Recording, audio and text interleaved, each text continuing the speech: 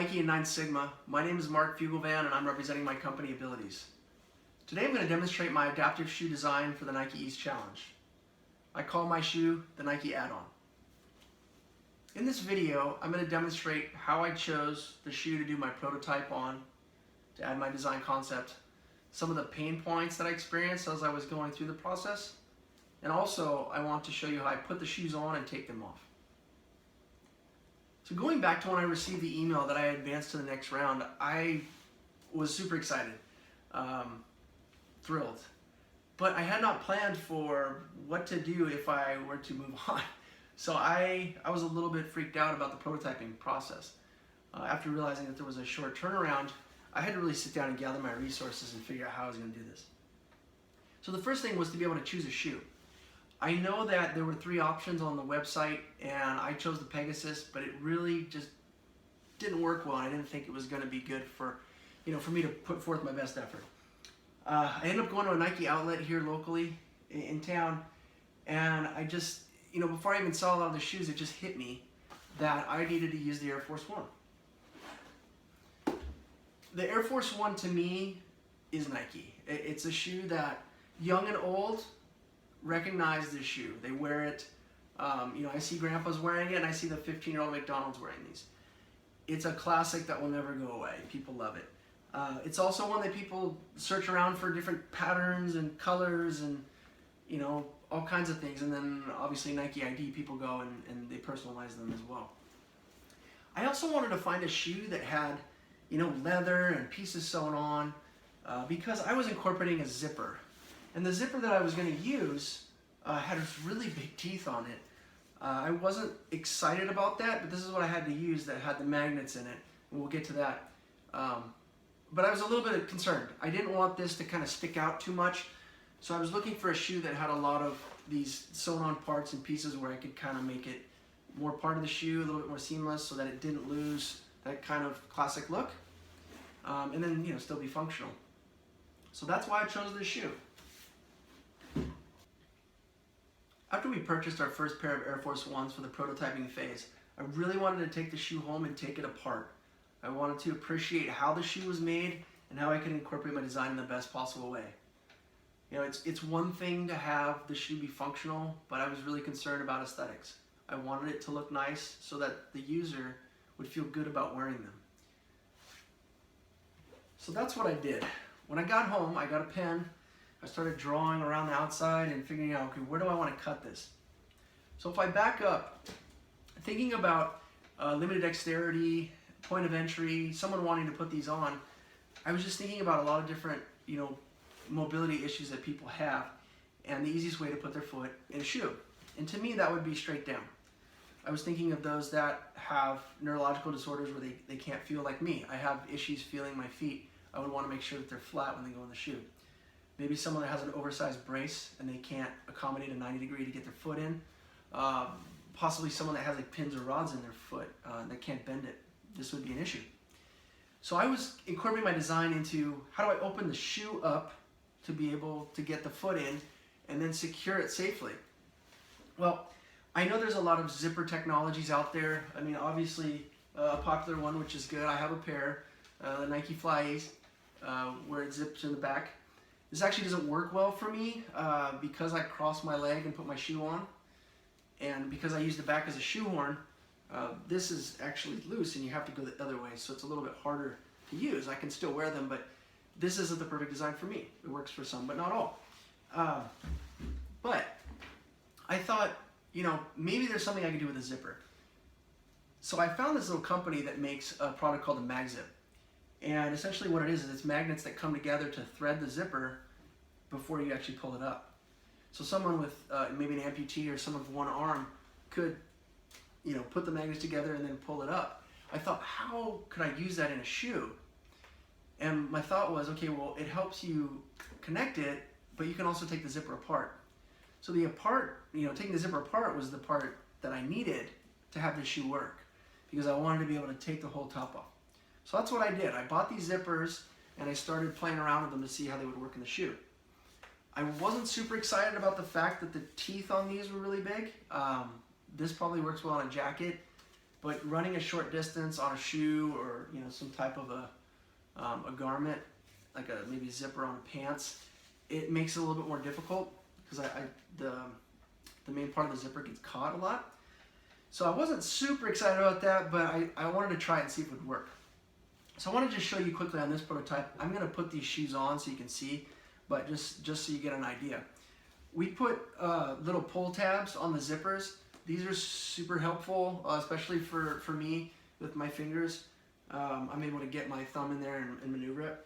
We also put one on in the back, and this is just helpful for being able to move the shoe around, guide it, move it into place, or if you want to go and put it away.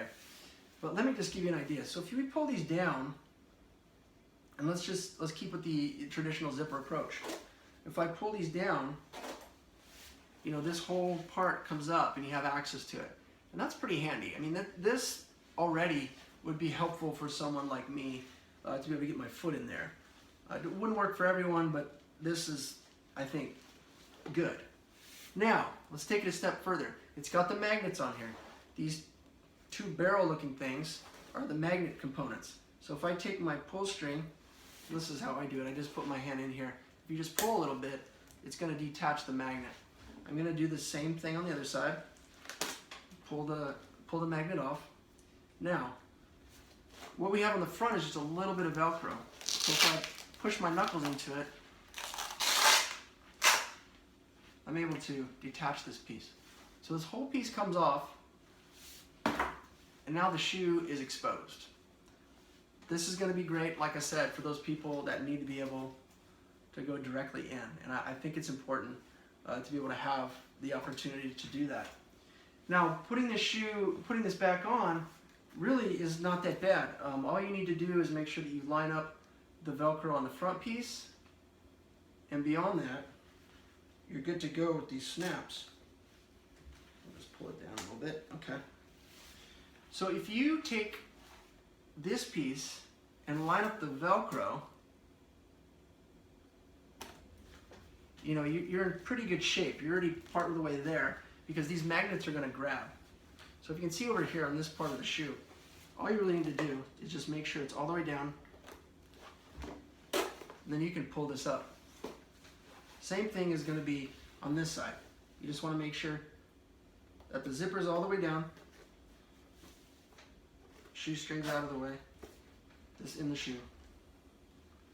You're just going to pull that up. And that's how the shoe's secure. Velcro, again, pretty stiff on there. Like I can't even really pull it off.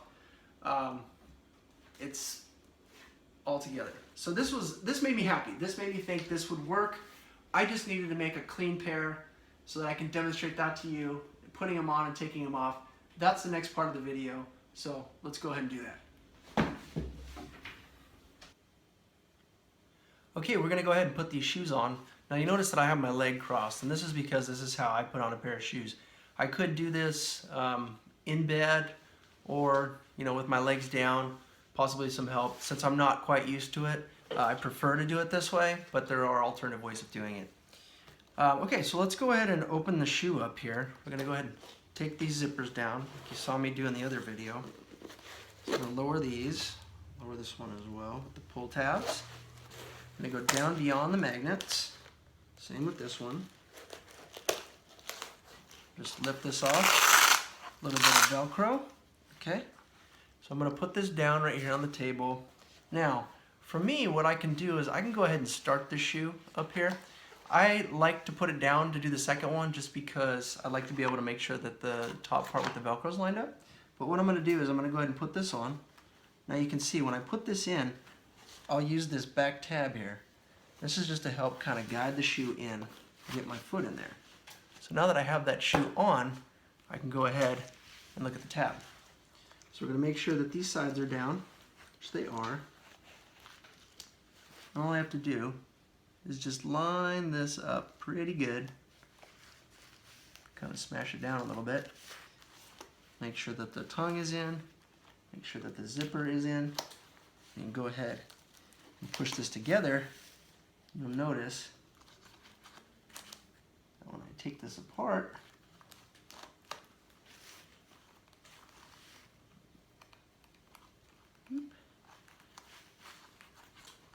sure you get the tongue in, that this piece lined up quite nicely. So all I'm going to do is I'm going to do the one, I'm going to put my foot down, and I'm going to go ahead and do the other shoe. All right, so let's go ahead and do this with the other leg. I'm going to go ahead and take the zippers down on this shoe. Actually just went ahead and did the magnet on that one, on that pull. Okay. Pull this off like so. All right, now that we have the top off, let's go ahead and put the bottom part of the shoe on. There's a few ways that you can do this. It's really up to you. I like to just slide my foot in like so, kind of adjust it and reposition my foot. All right, so now that we have the bottom on, let's go ahead and put this top piece on. So we're just going to make sure that this zipper is all the way down in that down position. I'm going to go ahead and line up the Velcro here where I feel it's necessary. Give it the best connection possible. Okay, so with the shoe, I just need to make sure that this zipper lines up. And sometimes it's a little finicky, but you can see once I get it there, just gotta make sure the tongue's out of the way. I can go ahead and pull that up. Now I've got the one side done. So all I'm gonna do is I'm gonna lower my feet and we're gonna switch, and I'm gonna show you how I adjust the bottom part. All right, so now I've got my feet down, and you can see that I have zippers on the inside done. I'm gonna go ahead and go down and do the other zipper so that the shoe can be complete. So let's start with this left side. So you can see I got the zipper all the way down. And I probably need to loosen these laces so that this would come over a little bit better.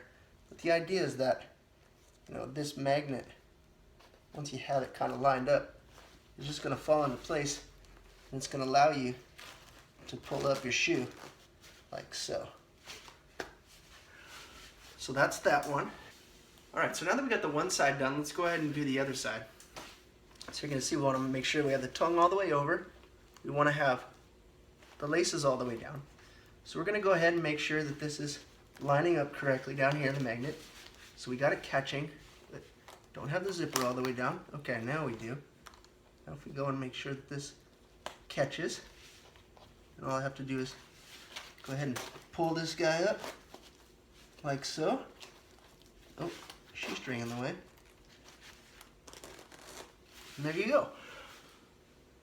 And that's the finished look. Just having both of those zippers up. I have two completely secure shoes.